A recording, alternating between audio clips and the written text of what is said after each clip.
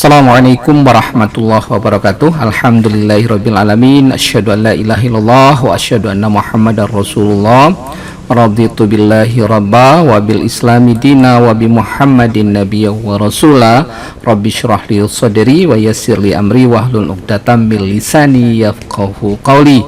Alhamdulillahirabbil alamin. Sekali lagi kita bersyukur pada Allah bahwa kita masih diberikan kesempatan untuk sharing, ya.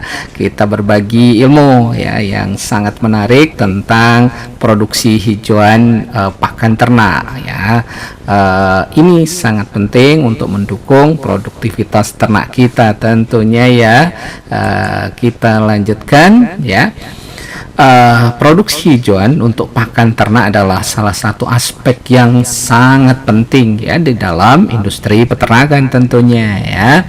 Hijauan merupakan sumber pakan yang penting karena apa? Karena kandungan gizinya yang tinggi dan kemampuannya untuk memenuhi kebutuhan nutrisi ternak kita, ya. Berikut ini ada beberapa langkah umum yang dilakukan untuk produksi hijauan pakan ternak. Yang pertama, ini ada pemilihan jenis hijauan, artinya, ya. Hijauan dalam artian termasuk leguminosa di sini, ya. Jadi pilih jenis hijauan yang sesuai dengan kondisi iklim, jenis tanah, dan kebutuhan ternak kita. Apakah untuk ternak sapi, ternak kambing, ternak domba, ataupun ternak kerbau dan lain-lain, ya. Misalnya rumput gajah yang banyak di kita, ya. Alfalfa ini rumput yang import kita, ya, dari jenis legum, rumput raja, rumput odot, atau leguminosa pohon dalam bentuk lam toro, misalnya ada gamal, turi, dan lain-lain, atau rambanan yang mungkin bisa diberikan kepada ternak kita. Nah, yang kedua, setelah kita mendapatkan bibit, tentunya lahan yang perlu disiapkan, ya. Siapkan lahan yang akan kita gunakan untuk menanam hijauan, ya. Lakukan pembersihan lahan, kemudian pemupukan, pengolahan tanah yang diperlukan untuk memastikan kondisi tanah yang optimal bagi pertumbuhan hijauan pakan kita. Nah, kita perlu sadari di kita ini, ya, kadang-kadang kita sedih gitu, ya, untuk tanaman pakan ini hanya mendapatkan tanah yang marginal, tanah yang miskin. Kadang-kadang tanah yang sudah istilahnya tidak bisa dipakai untuk tanaman pangan baru kita jadikan atau menanam hijauan pakan. Ini tidak benar, ya. Hijauan pakan juga itu adalah makhluk hidup juga, dan ini akan mendukung produktivitas ternak yang kita pelihara. Oleh karena itu, di beberapa tempat sudah mempunyai kesadaran, ya, memang benar tanah yang bagus, tanah yang produktif yang digunakan untuk pakan. Nah, apabila industri peternakan itu sudah jalan, insya Allah kita menanam rumput juga bisa dijadikan mata pencaharian tentunya. Nah, ini harus disadari kita semua, ya. Jadi ini untuk mendukung ternak kita, budidaya ternak kita, ya, harus didukung dengan budidaya hijauan pakan kita. Yang ketiga, ya, aspek yang harus dilakukan di dalam produksi hijauan pakan ini adalah penanaman. Tanaman bibit hijauan sesuai dengan petunjuk yang disarankan untuk jenis hijauan yang dipilih. Nanti ada spesifikasinya, ya, masing-masing. Pastikan bahwa jarak tanam yang sesuai dan berikan perawatan yang tepat untuk memastikan pertumbuhan yang optimal untuk hijauan pakan ini, ya.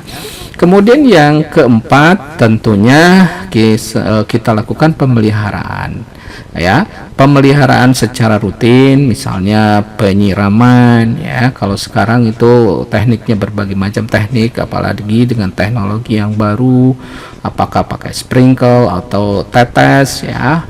Nah, kemudian tidak juga yang harus juga dilakukan adalah pemupukan, kemudian pengendalian hama dan penyakit, serta pemangkasan yang jika diperlukan, ya. Upayakan agar hijauan tumbuh subur dan sehat ya, sehingga nanti produksinya waktu defoliasi, waktu panen itu seperti harapan ataupun sesuai dengan spesifikasi rumput yang kita tanam. Yang kelima itu pemanenan atau dikenal dengan defoliasi, baik sistem cut and carry atau grazing ya, silakan monggo sesuai dengan kondisi. Nah, lakukan pemanenan hijauan ini pada saat yang tepat, biasanya saat tanaman sudah mencapai tinggi tertentu atau kandungan nutrisinya masih tinggi ya. Pastikan untuk menggunakan alat yang tepat dan teknik pemanenan yang benar untuk meminimalkan kerugian dan mempertahankan kualitas hijauan. Nah, sebagai patokan biasanya tidak hanya tingginya ya, biasanya kita lakukan itu sebelum ya hijauan itu berbunga ya, karena kalau sudah berbunga arah nutrien yang kita berikan itu akan lebih banyak masuk ke bunga. Sementara biasanya ternak itu memakan daun batang ya.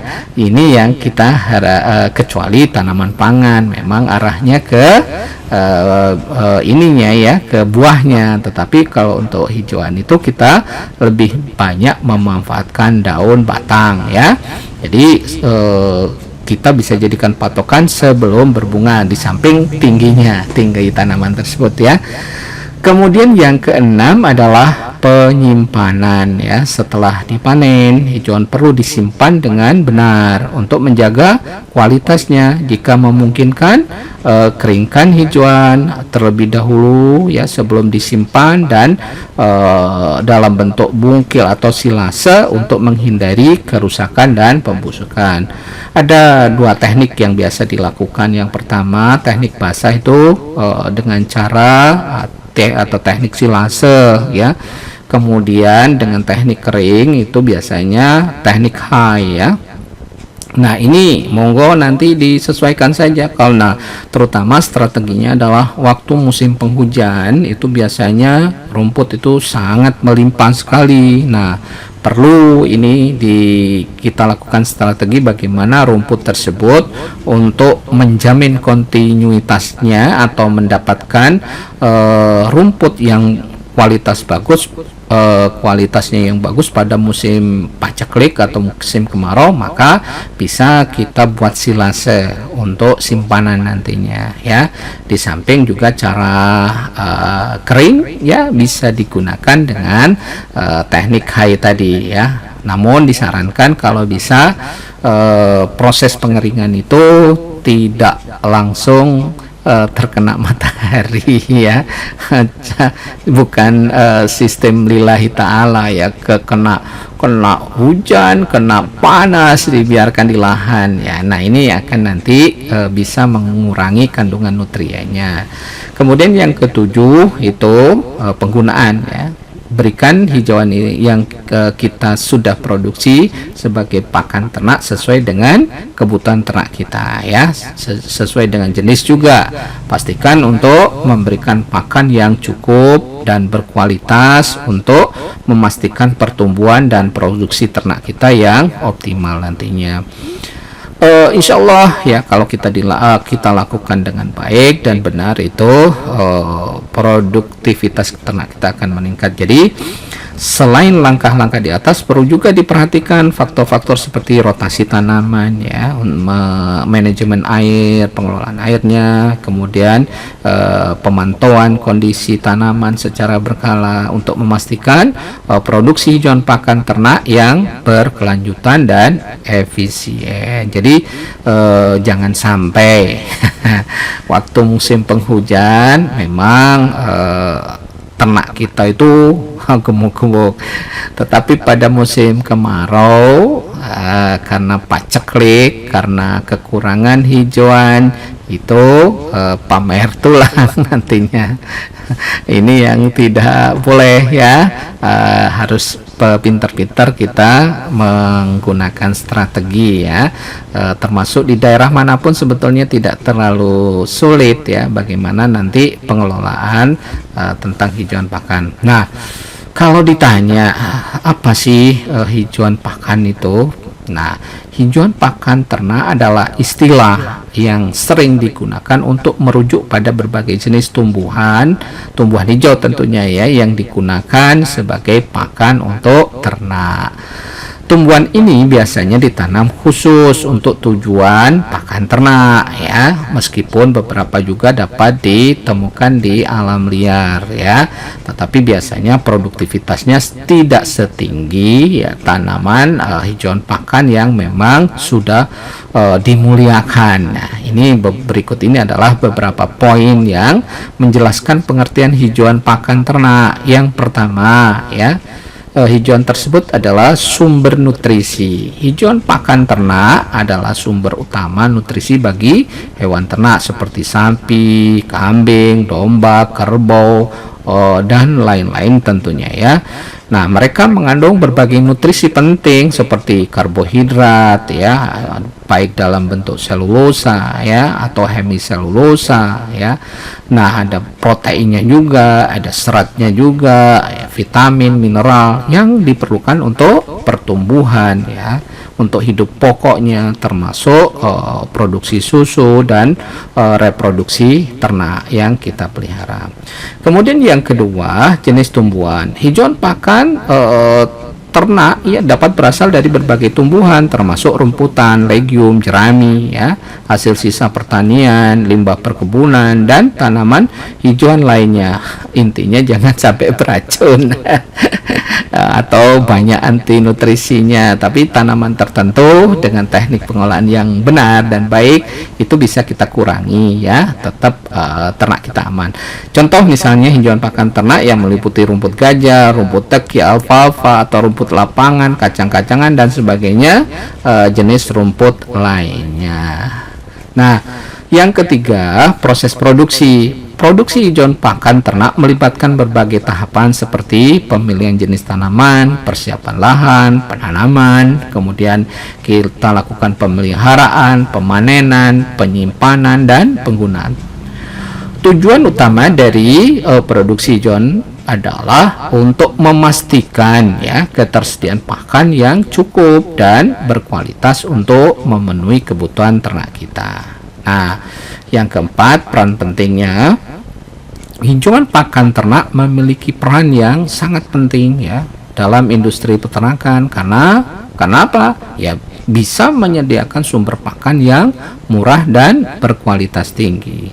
Kemudian ketersediaan hijauan yang cukup dan berkualitas dapat meningkatkan produktivitas ternak ya, baik dalam hal pertumbuhan berat badan, produksi susu maupun reproduksi. Nah, yang berikutnya manfaat lingkungan ya. Manfaat lingkungannya apa? Ya, produksi hijauan pakan ternak juga dapat memberikan manfaat bagi lingkungan seperti pengendalian erosi tanah ya, yang sekarang ini karena tidak terkendali pengelolaan lahan ya. Kemudian bisa juga peningkatan kualitas tanah ya. Kemudian pengurangan emisi gas rumah kaca melalui proses penyerapan karbon dioksida selama pertumbuhan tanaman. Ini banyak sekali ya manfaat dari ini ya.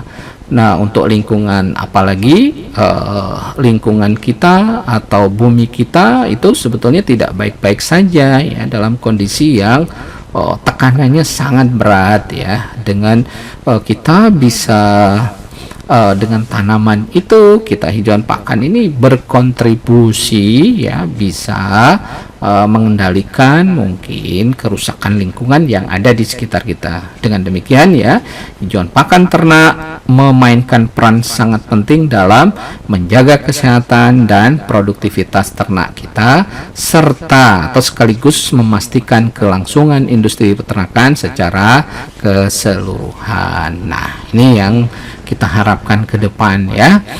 Kemudian manfaat hijauan pakan, apa sih manfaatnya? Ya, hijauan pakan ternak memiliki banyak manfaat tentunya, baik bagi ternak itu sendiri maupun bagi peternak. Berikut ini adalah beberapa manfaat utama dari hijauan pakan ternak.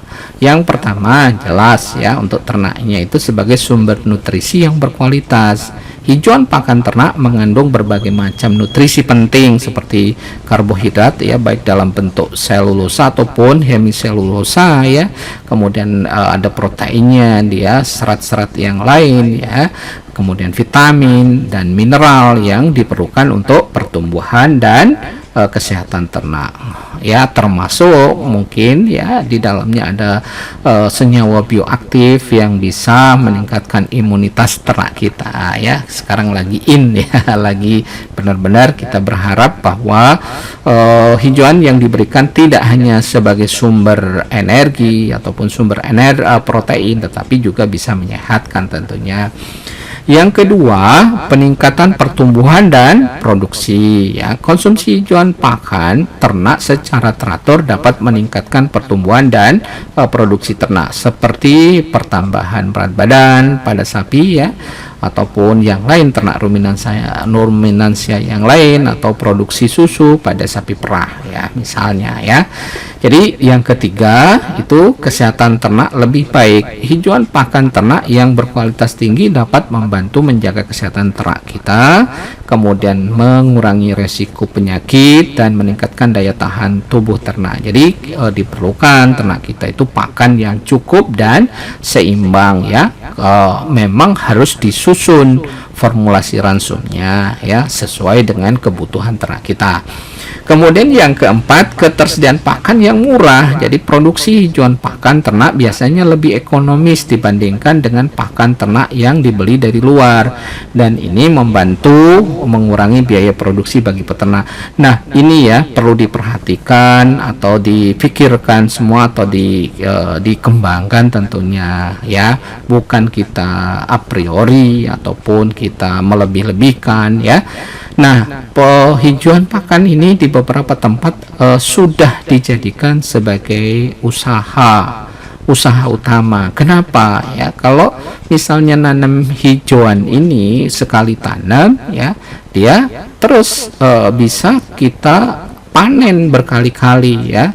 Ya mohon maaf nih, kita bandingkan dengan padi misalnya. Padi ditanam, dibajak, mulai dari pembajakan, penanaman, dan segala macam prosesnya.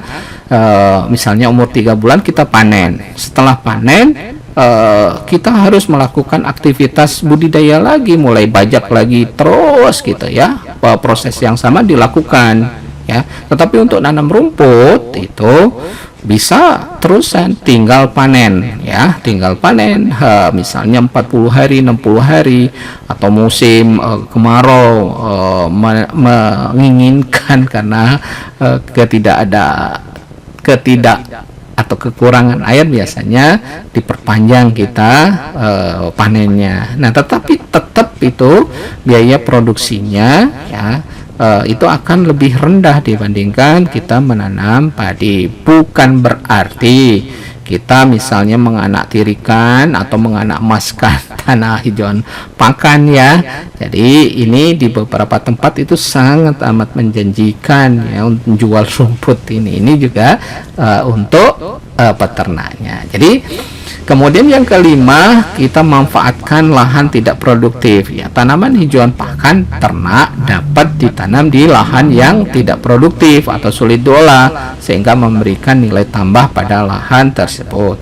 Tapi perlu diingat ya, rumput itu juga makhluk hidup. Kalau misalnya kita memberikan sarana dan prasarana yang baik ya, termasuk tanah ya yang gembur subur ya, tentunya nanti produksinya akan tinggi juga ya. Ini menggambarkan bisa juga di lahan yang marginal kita tanaman rumput, tapi inputnya lebih besar.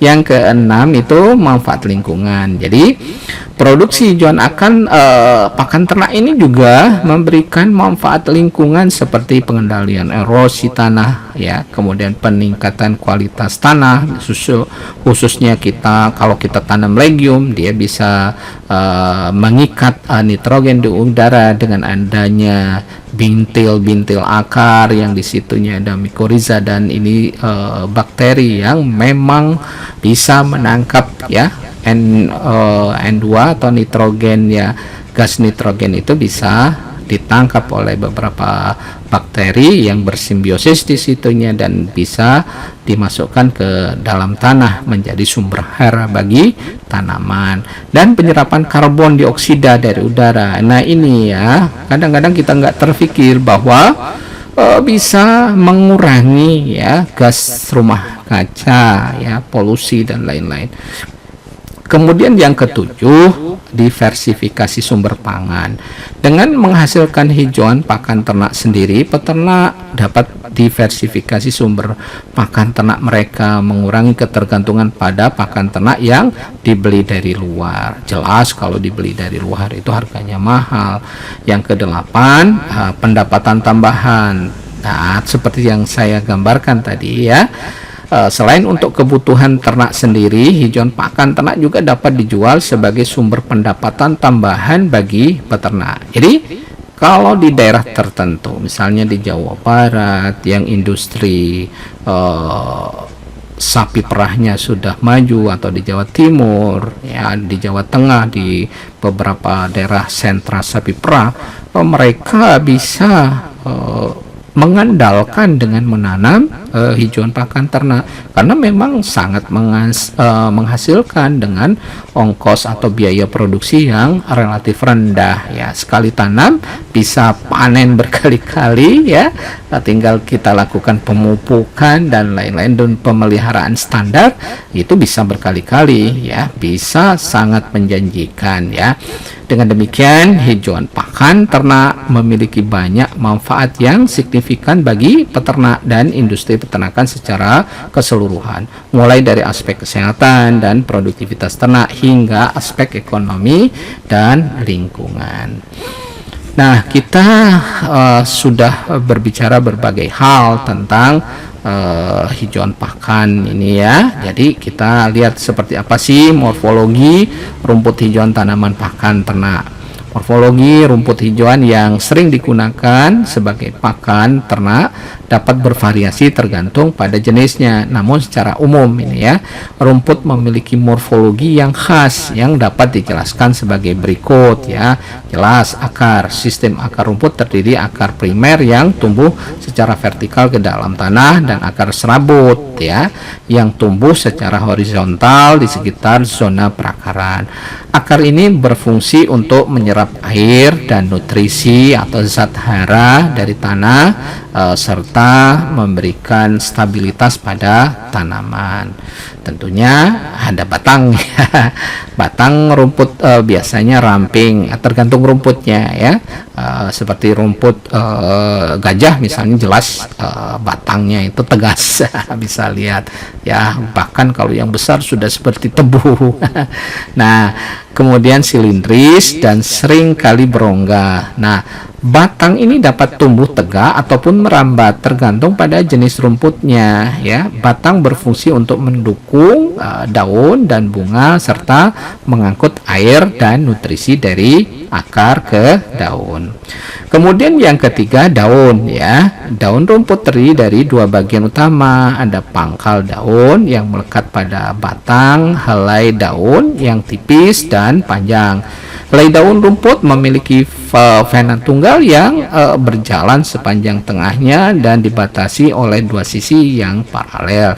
Daun berperan dalam proses fotosintesis ya, di mana sinar matahari nantinya akan dirubah menjadi energi kimia dengan bantuan klorofil. Dan di situ nanti kita dapatkan berbagai macam ya, baik dari biji ataupun pertumbuhan yang memadai.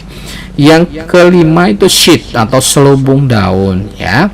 Selubung daun adalah bagian basal daun yang melingkupi batang. Pada beberapa jenis rumput, selubung daun ini dapat memanjang hingga batang atau membentuk ligula yang berfungsi untuk melindungi pangkal daun dan mengarahkan air ke dalam tanaman ya.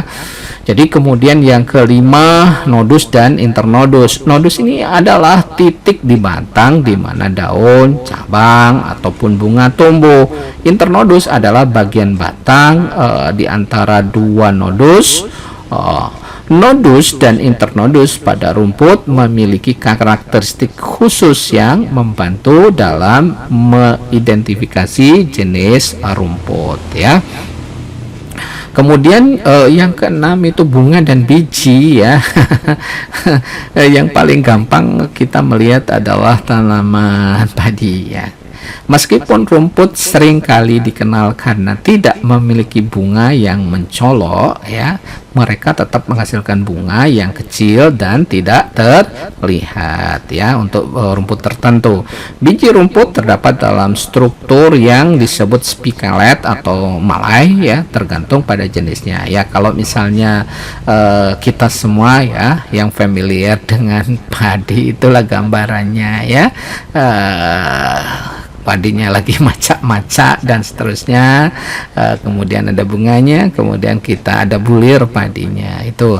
Nah, padi juga termasuk jenis gramine ya, rumput-rumputan yang memang banyak dan menjadi sumber makanan ya pokok kita. Nah, morfologi rumput hijauan ini sangat penting untuk dipahami oleh peternak karena dapat memberikan petunjuk tentang jenis dan kondisi tanaman serta mempengaruhi nilai pakan ternak yang dihasilkan nantinya. Selain itu ya, pemahaman tentang morfologi rumput juga dapat membantu di dalam pengelolaan dan pemeliharaan yang tepat untuk pertumbuhan dan produksi yang maksimal. Bahkan di beberapa tempat ya dikembangkan, disilangkan untuk mendapatkan rumput yang bagus kualitasnya ya, produktivitasnya tinggi dan kandungan nutrisinya juga tinggi, terutama proteinnya bisa dikembangkan. Kemudian yang berikutnya morfologi legume ya, hijauan pakan ternak. Nah, morfologi tanaman legume ya, hijauan yang sering digunakan sebagai pakan ternak bervariasi bergantung pada jenis legumnya. Namun ya, secara umum tanaman legume memiliki beberapa karakteristik morfologi yang umum yang dapat dijelaskan sebagai berikut.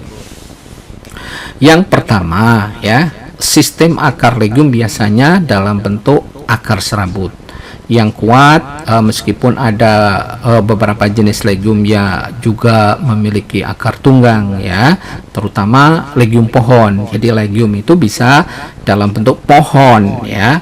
Contoh misalnya ya, lamtoro, gamal, angsana, turi itu adalah dalam bentuk pohon ya. Nah, ini menjadi dapat dibuat strategi kita untuk penyediaan pakan di musim kemarau, karena biasanya legume pohon itu masih punya daun ya pada saat musim kemarau. Nah, sistem akar legume juga memiliki nodul yang khas yang berperan dalam fiksasi nitrogen. Ini luar biasa ya.